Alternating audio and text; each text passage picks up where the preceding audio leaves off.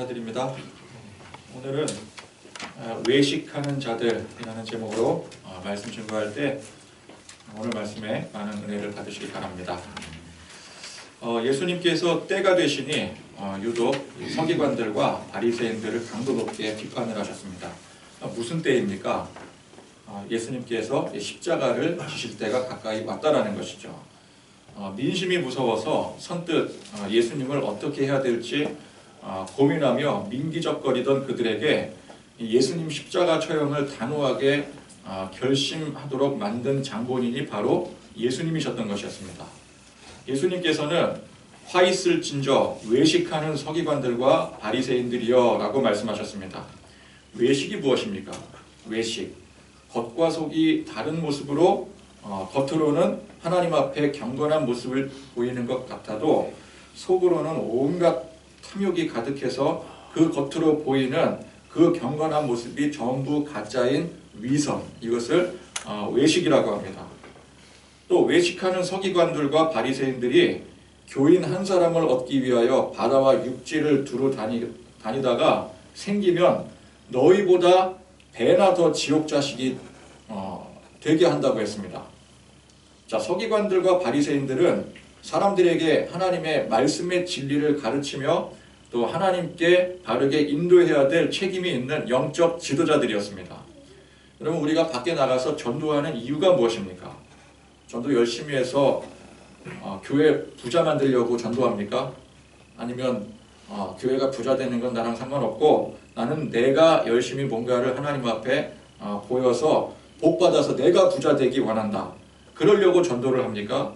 그러려고 전도하는 게 아니죠. 한 사람이라도, 한 영혼이라도 예수님 영접해서 그 영혼이 구원받아서 살게 하려고 우리는 전도를 하는 것입니다. 그래서 우리도 한 영혼 한 영혼 하나님께로 인도할 책임이 있는 우리도 영적 지도자들인 거예요.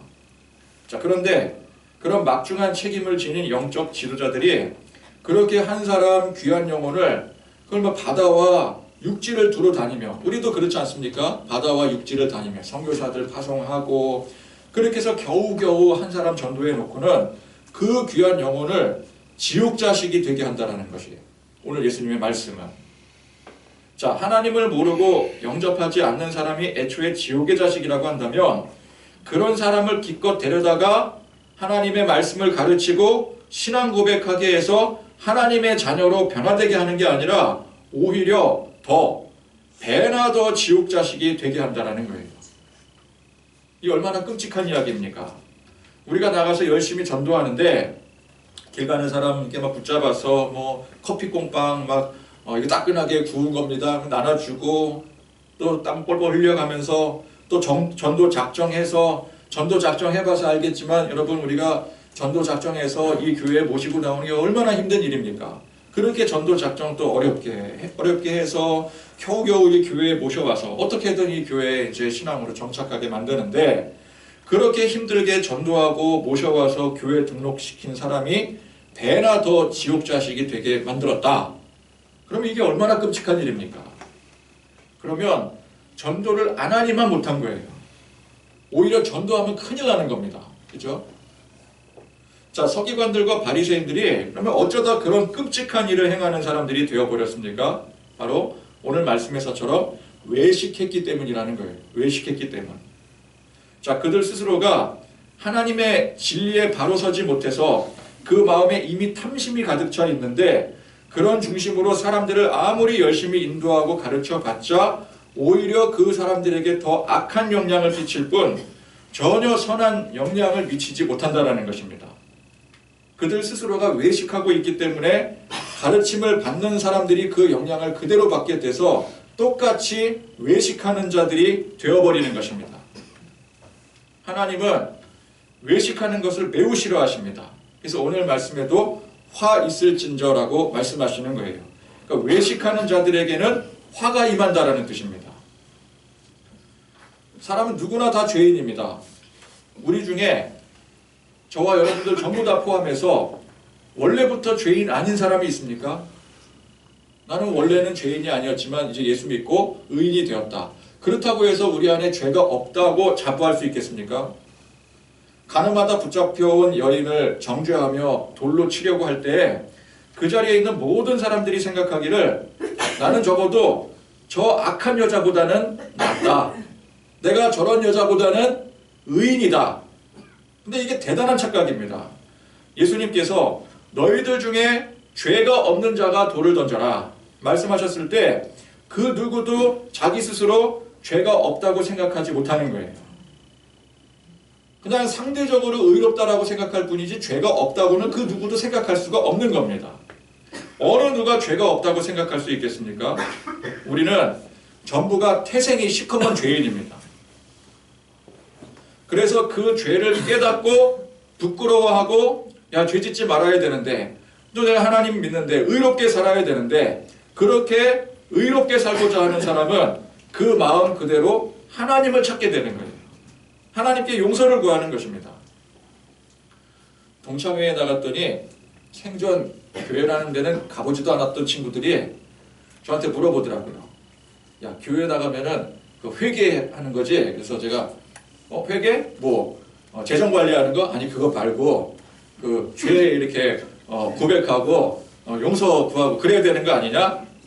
그러면서 이 친구들이 말하기를 야, 그래도 우리는 그렇게까지 악당은 아니다 이렇게 얘기를 하는 거예요. 그러니까 하나님을 모르더라도 내가 기본적으로 죄가 있지. 내가 교회 나가면 회개라는 걸 해야 되지. 그걸 기본적으로 다들 인식하고 산다는 거죠. 그런데 복음의 진리가 무엇입니까? 예수님께서 우리의 모든 죄를 이미 용서하셨다는 거예요. 그래서 그 예수님 앞에 부끄러운 내 죄된 모든 것을 시인하며 통해 자복하는 것입니다. 나 같은 죄인을 용서하신 예수님 앞에 우리가 감히 무엇을 주장할 수 있겠습니까? 그저 우리는 엎드려서 나는 죄인입니다. 나는 여전히 죄인인데 부끄러운 죄인인데 우리 예수님께서 하나님께서 나에게 이런 큰 은혜를 베풀어 주셨으니 감격할 수밖에 없는 거예요. 그래서 그분의 종이 되기를 자처하는 것입니다. 낮아질 수밖에 없는 거죠. 그런데 외식하는 사람은 어떻습니까? 자, 내 죄가 부끄럽기는 누구나 마찬가지예요. 사람이 양심이 있는 한 자기 죄가 부끄럽습니다. 그러나 그게 부끄럽기 때문에 하나님 앞에 진실된 모습으로 나오는 게 아니라 사람들 앞에 체면이 깎일까 봐 그걸 애써 숨기는 거예요. 하나님 앞에 서는 게 아니라 사람 앞에 서는 겁니다. 그래서 사회적으로 높은 지위나 혹은 인정받을 만한 공적, 업적을 쌓은 사람이 그렇게 될 가능성이 매우 높게 됩니다.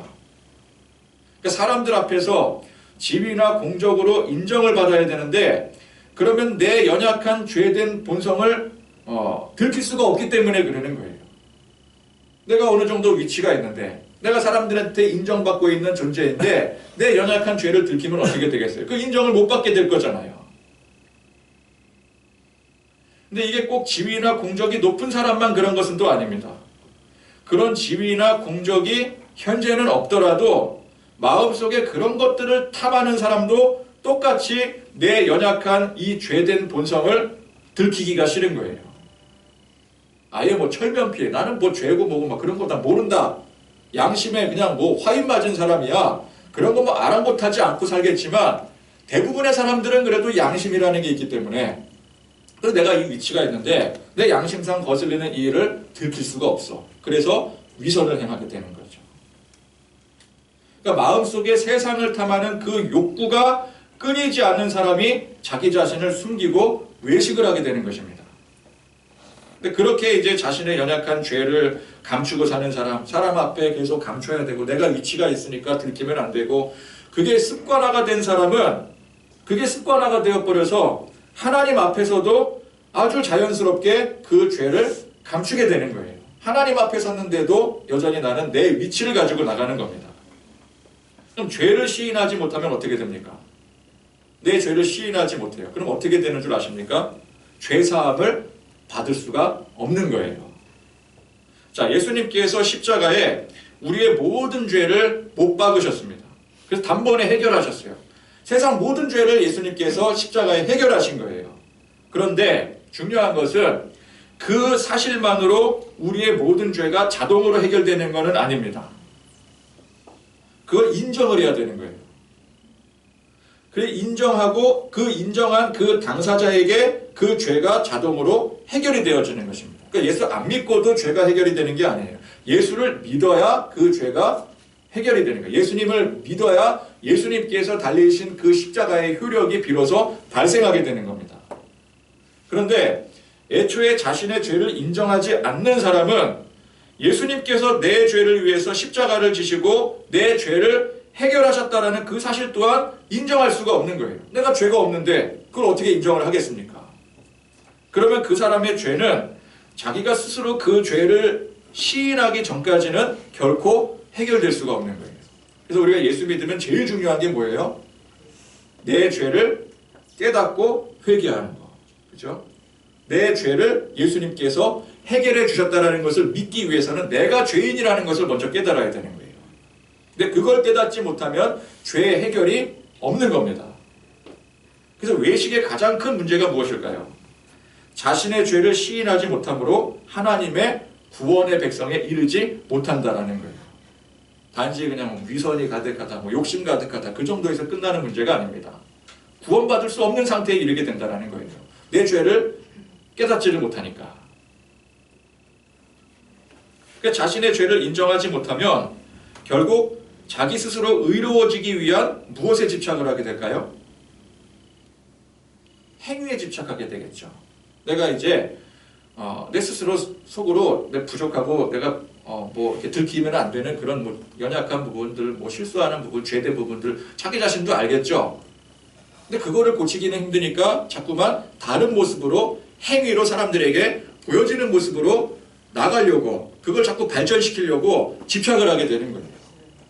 뭐 구제를 행한다든지 아니면 교회 열심히 나서 헌금을 더한다든지 뭐 여러 가지 방법이 있지 않겠습니까? 사람들 앞에서 막 좋아 보이는 어떤 칭찬받는 그 모습을 더욱더 부각시킨다든지 그런 행위에 자꾸만 집착하게 돼요. 그런데 그 행위에 집착하는 모습이 결국 커다란 모순을 낳게 됩니다. 자, 사람은 원래부터 죄인이라고 했습니다. 죄된 본성의 지배를 받는 거예요. 그런데 행위로는 의롭게 되려고 애쓰고 노력하게 되니 이게 죄된 내 원래의 본성과 충돌하게 되는 것입니다. 그러면 그럴수록 우리는 더 낮아지고 엎드려 하나님 앞에 회개하고 성령님의 구제를 받아야 되는데 그게 안 되고 오히려 더 자기의 행위로 의의를 드러내려고 하니 그러면 그럴수록 더 내 의의를 드러내려고 행동으로 더 보여주려고 하는 거예요. 그러면 그럴수록 어때요? 내 안에 내재된 죄된 본성과 또 의로워 보이려고 하는 그 행위가 더 크게 충돌하게 되는 겁니다. 그래서 커다란 모순을 낳게 되는 거예요. 그게 점점 심각해지면서 그 사람의 생각과 행동이 달라지게 되고 말과 행동까지 달라지게 됩니다. 이제는 막 자기 스스로가 의롭다고 착각을 하는 거예요. 왜? 나는 행동으로 열심히 그러니까 행위에 집착해서 열심히 하다 보면 자기가 그 행위로 이뤄놓은 게 많기 때문에 내가 스스로 의롭다라는 생각을 하게 돼요. 근데 누가 보더라도 위선이 가득한 겁니다. 생각이 달라지고 행동이 달라지고 말과 행동까지 달라지게 돼요. 그게 결국 영적 교만인 것이고 문제는 본인 스스로가 내 스스로가 영적 교만에 빠졌다라는 사실조차 인지할 수 없다라는 것입니다. 그래서 뭐 외식, 위선, 교만 전부 다 한통속인 것입니다. 이 모든 것들이 겸손히 자기 죄를 시인하지 못하고 하나님께 진실된 마음으로 엎드리지 못하기 때문에 나타나는 바로 이 죄의 본질적인 모습인 것입니다. 우리가 예수 믿고 신앙생활하면서 끊임없이 낮아지고 자기 부정을 하지 못하면 나도 모르는 사이에 이렇게 교만이 싹트게 되고 가식과 위선의 모습으로 자꾸만 행위적으로 의로운 모습을 보이려고 합니다. 그러나 그게 계속 내 안에 충돌이 되어서 거짓과 탐욕에 물든 외식의 형태로 오늘 말씀의 이 외식의 형태로 나타나게 되는 거예요. 근데 그게 대부분은 이제 뭐 위선이든 아니면 뭐 더 나아가 외식이 됐든 간에 그 외식의 모습은 다른 사람들에게도 보이게 되죠. 저 사람 겉과 속이 달라. 겉으로는 저렇게 거룩한 모습 보이고 하는데 속으로는 내가 자세히 보니까 온갖 죄는 다 짓고 다니고 그러면서 뭐 겉으로 저렇게 멀쩡한 척해, 겉으로 기도하는 척해. 그게 다른 사람들 눈에도 보여지잖아요. 그죠? 여러분들 다 보잖아요. 그러면서 뭐 우리 다 뒤에 가면은 수근수근 대면서 손가락질하면서 이거 장로식이나 돼서 권사식이나 목사식이나 돼서 우리 다 그런 얘기들 하지 않습니까? 그게 보이기 때문에. 그러면은 그걸 다른 사람은 보는데 정작 본인은 그거 봅니까? 다른 사람들 다 뒤에서 수근거리는데 본인은 모르는 거예요. 나는 혼자 의로운 줄 알아. 자기 자신만 모르고 남들은 다 알게 됩니다. 그러니까 자기 혼자 의롭다고 주장하는데 그 사람이 어떤 위치가 있고 그런다면 그 앞에서 동조를 해줍니다. 그러나 누구도 사실은 거기에 동의하지 않게 되죠. 그런데 때로는 주도 면밀하게 행하느라 들키지 않아서 사람들에게까지도 속여지기도 합니다. 그러면 그 사람은 더 심각한 상태에 빠지게 돼요. 나 스스로가 의롭다고 착각하고 사는데 거기에 더해서 주변에 있는 사람들도 그 사람이 정말 의로운 줄 알고 칭찬하는 거예요. 그 수렁에 빠져들면 그 사람은 정말 어지간해서는 거기서 빠져나올 수가 없습니다. 서기관들과 바리새인들이 얼마나 이 사람들이 그 사람들 앞에 그 대중 백성들 앞에 들키지 않고 가식과 위선의 모습을 보이며 살았던 사람들이었습니까? 사람들이 다 칭찬하고 높여줍니다. 혹 뒤에 가서 수근거리더라도 그 자리가, 그 위치가 그렇게 만들어주기도 하는 거예요. 그러니까 제가 앞서 말씀드린 것처럼 어떤 높은 자리, 위치, 공적을 쌓은 사람이 이 부분에서 취약해질 수밖에 없는 거예요. 사람들이 다 인정을 해주니까. 그럼 사람들이 인정해주니까 그게 인정해주는 내 본 모습이라고 착각을 하게 되는 거예요. 칭찬은 고래도 춤을 추게 한다고 했습니다. 칭찬의 순기능이죠. 근데 역기능이 무엇입니까? 잘못된 칭찬을 받을 때 그게 제대로 된 칭찬인 줄 착각을 하는 거예요. 춤을 추는 거예요. 고래도 춤을 추니 사람이 춤을 안 추겠습니까? 그러다 보니까 그런 위치에 있을 때, 그런 공적을 쌓았을 때 더욱더 교만해지고 더 위선에 가득 차 있게 되고 외식을 하게 될 수가 있는 거예요.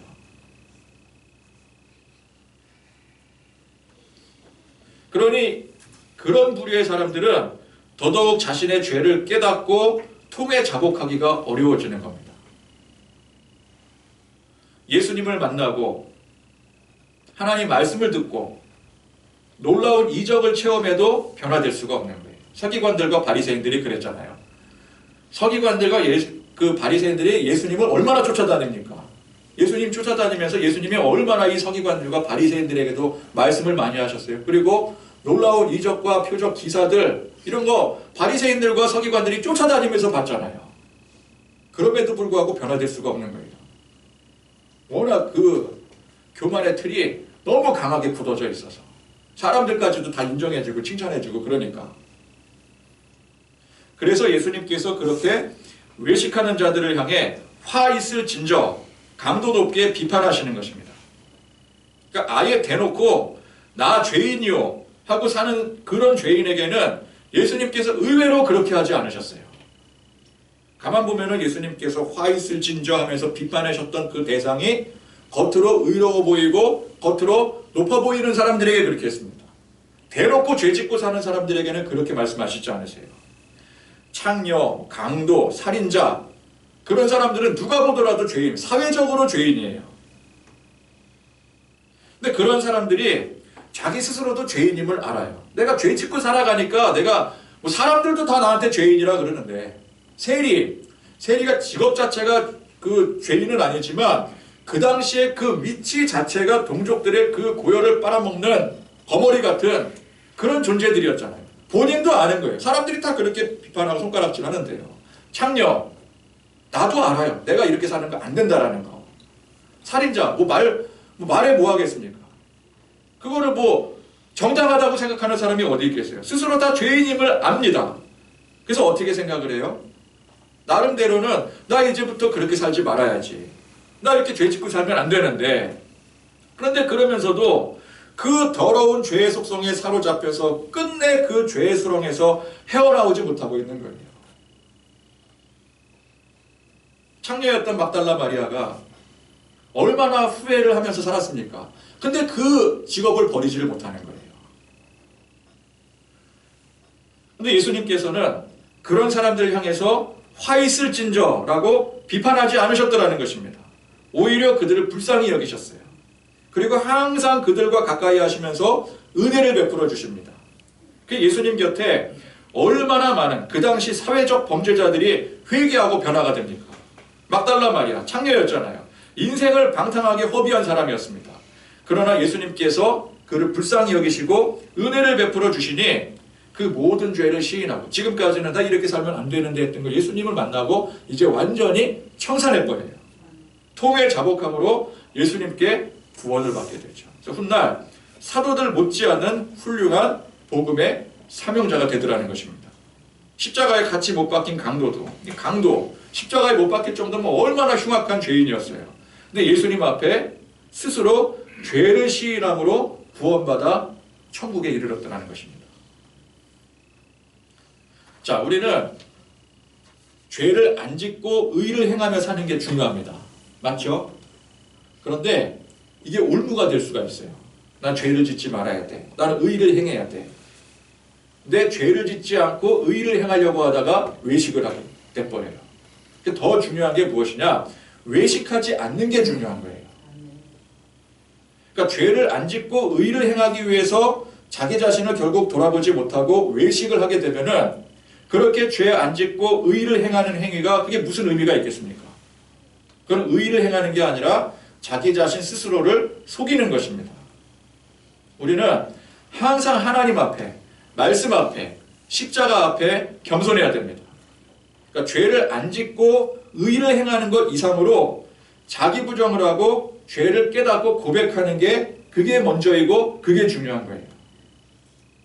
즉 자기 객관화가 중요합니다. 자기 객관화가 되지 않으니 스스로 저만치 높은 위치에 있는 줄 착각하게 되는 거예요. 내가 누군 줄 알아? 감히 나에게. 이런 태도가 뭐예요? 자기 스스로가 남들과는 다른 저만치 높은 위치에 있다고 여기는 거예요. 내가 누군데? 누구긴 누구예요? 그냥 사람이지. 근데 자기 스스로는 사람 이상이라고 생각하는 거예요. 누구도 나를 감히 넘볼 수 없다고 생각을 하는 거예요. 예전에 그 인터넷에 유행했던 댓글 중에, 꼭 이 댓글 중에 이런 댓글을 달렸었어요. 나를 로그인하게 만들었어. 이게 무슨 뜻이냐? 인터넷 글이나 이 기사에 댓글을 달려면은 그냥 댓글이 안 달려지잖아요. 그런데 자기 아이디와 비밀번호로 로그인을 해야지 거기 댓글을 달 수가 있어요. 그러니까 나를 로그인하게 만들었어. 이게 무슨 뜻이에요?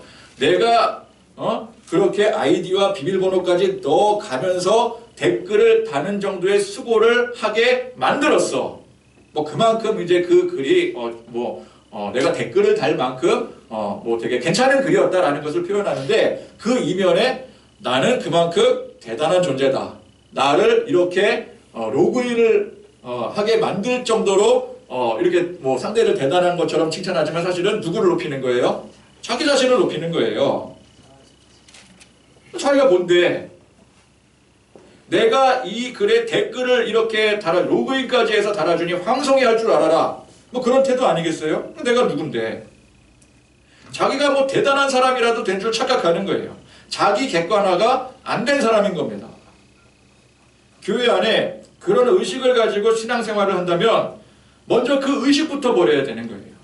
내가 이런 사람인데, 내가 이룬 업적이 얼만데, 그런 생각이 드는 순간 이미 그 마음에 교만이 싹트게 된 것이고, 거기서 바로 외식의 모습으로 이어지게 되는 거예요.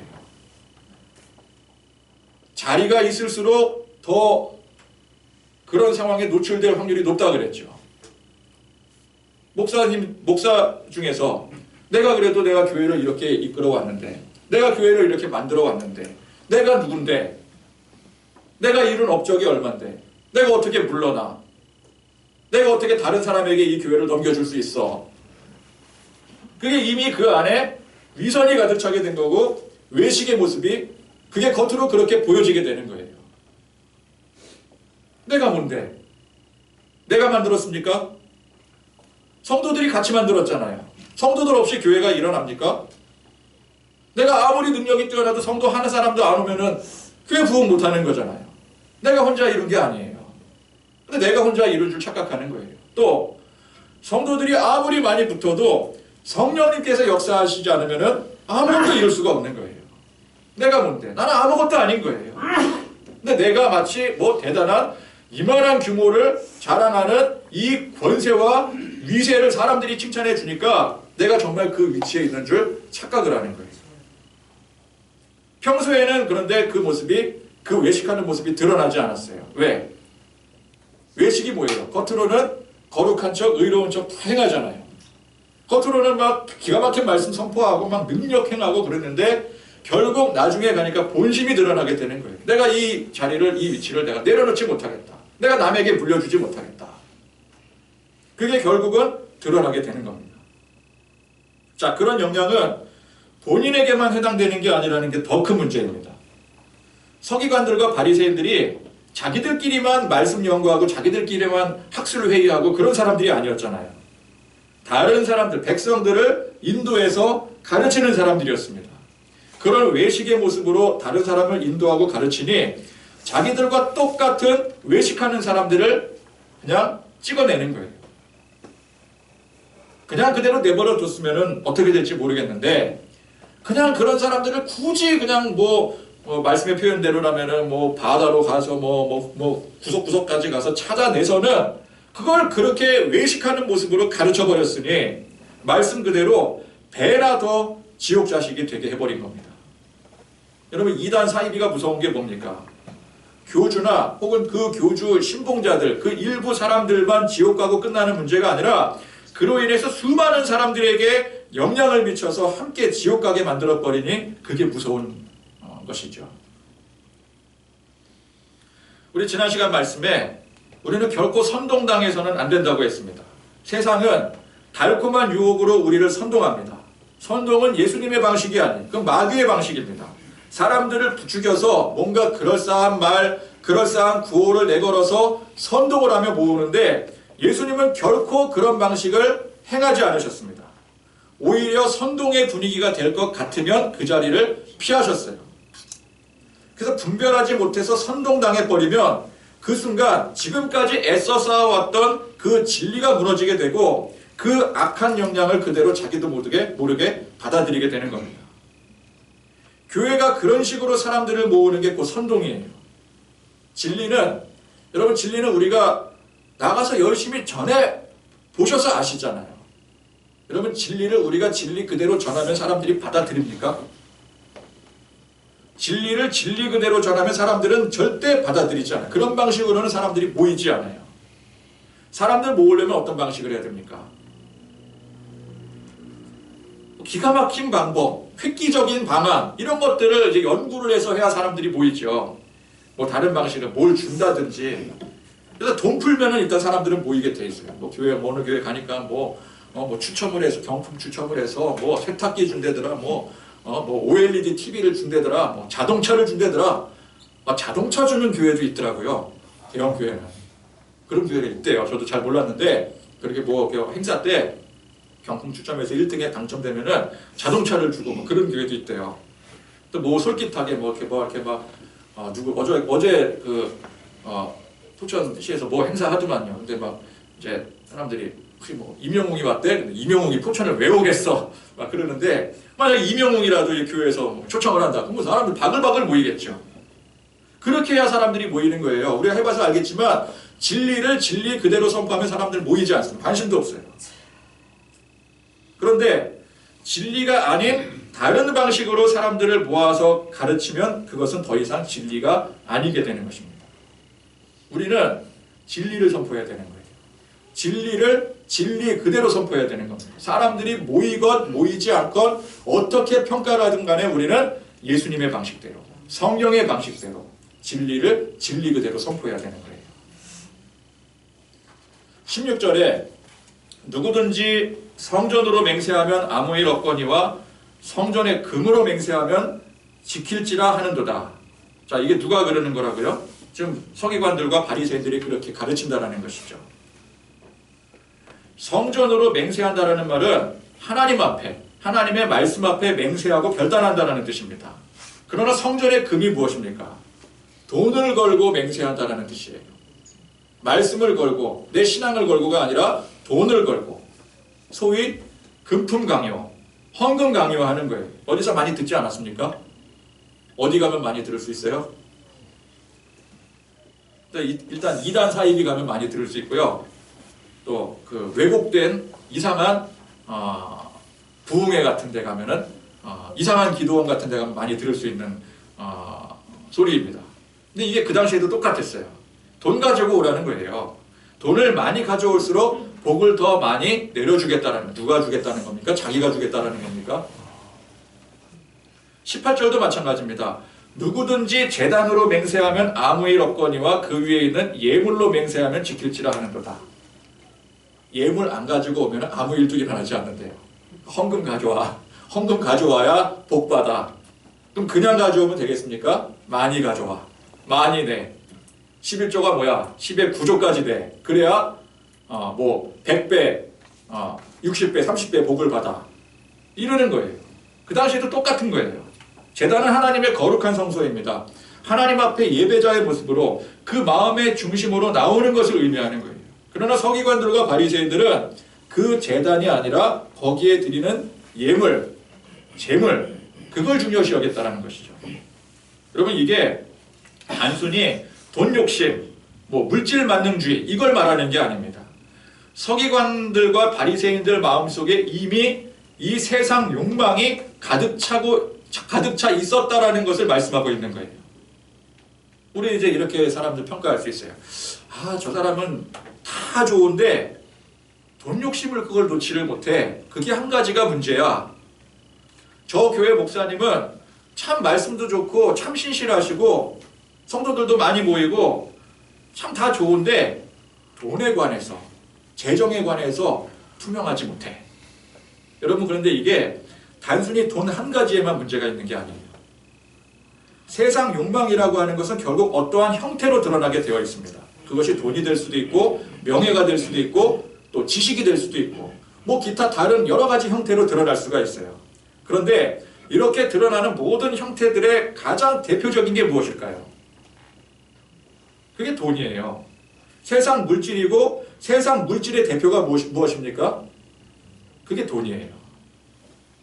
모든 세상 욕망을 대표하는 것이 돈이라고 볼 수가, 돈 욕심이라고 볼 수가 있습니다. 그래서 성경에 뭐라고 말씀해요? 돈을 사랑하는 것이 일만하게 뿌리다. 돈 자체가 악이 아닙니다. 돈이 나쁜 게 아니에요. 돈은 그냥 돈이에요. 돈은 우리가 활용하기에 따라서 훌륭하게 유용하게 쓸 수가 있고 이거를 잘못 악용하게 되면 일만하게 뿌리가 될 수가 있는 거예요. 그러니까 그걸 사람의 탐심이 악으로 만들어버리는 겁니다. 서기관과 바리새인들이 이미 세상 욕망으로 그 탐심으로 가득 차 있어서 그것이 가식과 위선의 모습으로, 외식의 모습으로 나타나는데 그렇게 단적으로 나타난 예가 바로 오늘 말씀의 돈 욕심, 재물 욕심으로 나타나게 되는 거예요. 어떤 사람이 저 사람 다 좋은데 돈 욕심만큼은 버리지 못한다. 그건 이미 다 좋은 게 아니에요. 그거 하나로 이미 그 마음의 탐심, 세상 욕망에 사로잡혀 있다라는 것입니다. 결국 오늘 이 말씀은 돈 문제라든지 교회 안에 팽배해 있는 물질 만능주의를 말하는 게 아닙니다. 이 모든 것이 외식으로부터 비롯된 것이고 이 외식은 하나님 앞에 자신의 죄와 자신의 무력함을 있는 그대로 고백하지 못하는 이 죄의 본질에서부터 비롯되는 것입니다. 그것이 다른 사람들까지 병들게 만들고 또 세상 재물과 돈을 탐하게 만들어버리는 거예요. 우리는 항상 진리 앞에 서야 됩니다. 진리가 어디에 있습니까? 다른 사람들의 어떤 감언이설, 사람들 다수가 주장하는 어떤 이상 혹은 내 생각과 경험 그런 데 있지 않습니다. 오직 진리는 이 성경 말씀 안에 있는 거예요. 이 진리 앞에 우리 스스로를 철저히 객관화시켜서, 객관화시킨다는 건 뭐예요? 나를 내가 착각하고 혹은 다른 사람들이 평가해주는 그 모습으로 보는 게 아니라 말씀 안에 객관화를 시키는 거죠. 말씀 앞에 내가 얼마나 부족하고 연약한 죄인인지, 사람들이 칭찬해주고 높여주고 그거 다 소용이 없는 거예요. 그거는 그냥 한 귀로 듣고 한 귀로 흘려버리시고, 들을 때는 좋죠. 그러나 한 귀로 흘려버려야 돼요. 바로 흘려버려야 돼요. 거기에 취하면 안 되는 거예요. 우리 말씀을 들여다봐야 됩니다. 말씀 들여다보면은 예수님만 보더라도 우리가 예수님 앞에 뭘 주장하고 뭘 자랑할 게 있겠어요. 아무리 내가 교회에서 뭘 했고 교회를 이렇게까지 일으켜 세웠고 내가 나가서 무슨 회장도 하고 뭐도 하고 아무리 했다고 해도 예수님의 십자가 이 행적 앞에는 아무것도 아닌 게 됩니다. 나는 아무것도 아닌 존재인 거예요. 그게 우리 스스로를 철저히 객관화시키는 방법입니다. 말씀 앞에 객관화시켜야 돼요. 그래서 말씀 앞에 무릎 꿇고 말씀 앞에 흔들리지 않고 바로 서시는 그런 저와 여러분들이 되실 수 있기를 간절히 축원드립니다. 찬양